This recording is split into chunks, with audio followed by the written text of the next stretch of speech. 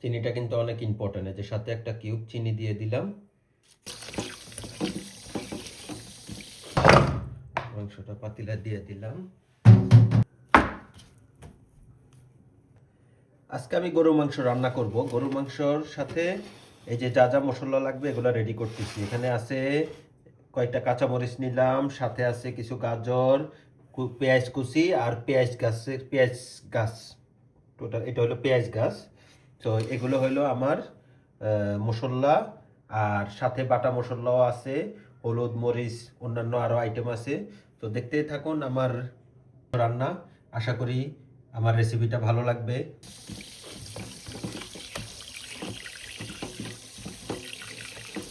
মাংস ধোয়া শেষ, মাংসটা পাতিলা দিয়ে দিলাম। এবার প্রয়োজনীয় যত মশলা আছে দিয়ে আমি একবারে বসাই দিব। এমনি এই যে এখানে কাঁচামরিচ, পেঁয়াজ, ধনিয়া কুচি, তারপরে সাথে আছে গাজর, তারপরে পেঁয়াজ গাছ, সব একসাথে দিয়ে আমি বসাই দিব। পেঁয়াজ বাটা, এটা আগে বাটা ছিল, দিয়ে দিলাম পেঁয়াজ বাটা।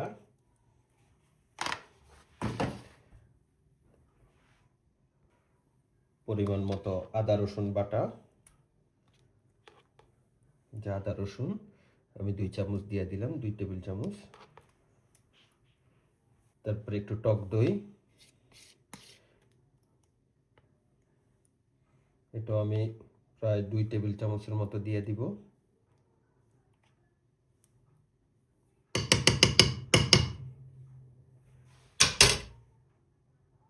একটু কেচাপ, বাট এটা অপশনাল, দিতেও পারেন, না দিলেও চলবে। এবার 2 চামচ হলুদের গুঁড়া,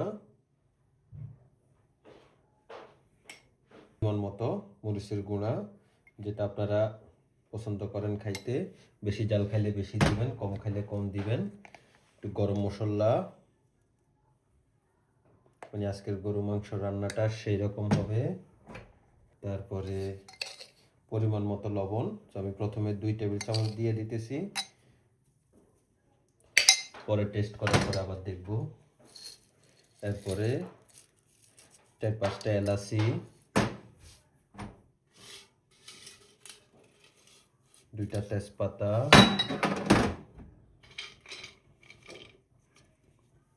2টা দারচিনি, 2-3 পিস লং,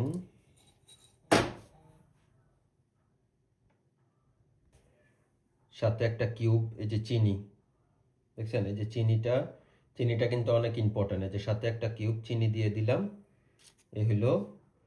আর এখন দিব সয়াবিন তেল। পরিমাণ মতো তেল দিয়ে দিলাম। গরু মাংসের ভালো টেস্ট আনতে আপনি চাইলে কয়টা সেসাম আর কি, এই যে সাদা তিল, এই যে সাদা তিল দিয়ে দিতে পারেন, এটার টেস্ট হবে অন্যরকম। কিন্তু এই যে সাথে একটু কেওড়ার জল, এটার টেস্ট আপনাকে অনেক বাড়িয়ে দিবে। কিন্তু আরো এই একটু টেবিল 4 চামচের মতো একটু কেওড়ার জল দিয়ে দিবেন, সেই রকম হবে আজকে গরু মাংস রান্নাটা। সব কিছু দেওয়া শেষ, এবার হলো মিক্স করার পালা। এবার ভালো করে মিক্স করবেন এটাকে, মানে সবগুলা মাংসতে যেন আপনার এই মশলাটা লাগে। যত মশলা দিয়েছেন ভালো করে মিক্স করবেন, মিক্স করার পরে দেখবেন যে সম্পূর্ণ মাংস মিক্স করা হয়েছে কিনা।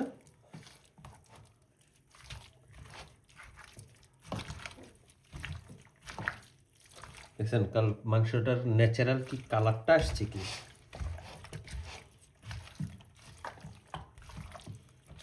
তো এখানে মাংসের পরিমাণ একটু কম, কারণ আমি একটু হাড়ের পরিমাণ বেশি দিছি। কারণ মাংস কিনতে গেলে যদি মাঝে মধ্যে যদি দেখি যে না হ্যাঁ হাড় অনেক বেশি থাকে, তখন ওই হাড়গুলারে একটু সেপারেটভাবে অন্যভাবে রান্না করে ফেলি আর কি। মিক্স করা শেষ, এবার এটাকে ঢাকনা দিয়ে আগুন দিয়ে দিব ফুল হাই হিটে। আসতেছি কিছুক্ষণ পরে। এই যে মাংসটা উতরাইছে, এই যে প্রথম বলক চলে আসছে। এবার একটু লাড়ে দিতে হইব। কালারটা কিন্তু সেই রকম হয়েছে মাংসের। এবার একটু লাড়ি দেওয়ার পালা। প্রথমে কষাইতেছি, পানি দিতে হবে পরে, যেহেতু এখানে হাড় আছে। এভাবে মোটামুটি 20-25 মিনিট কষাইতে হবে প্রথমে, তারপরে পানি দিব। আবার একটু ঢাকনা দিয়ে দিলাম।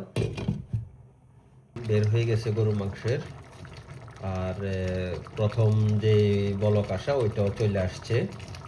অনেক শক্ত, তো এটারে আর একটু ভালো করে উতরাবো। উতরাই তারপরে পানি দিব।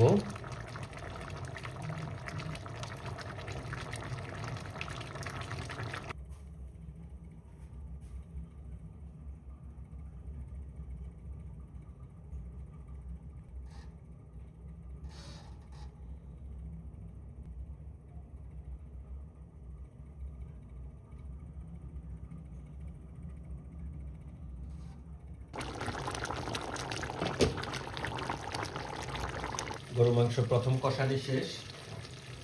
এবার একটু পানি দিয়ে দেই, পরিমাণ মতো পানি দিয়া একটু লাড়ি ছাড়ি দেই।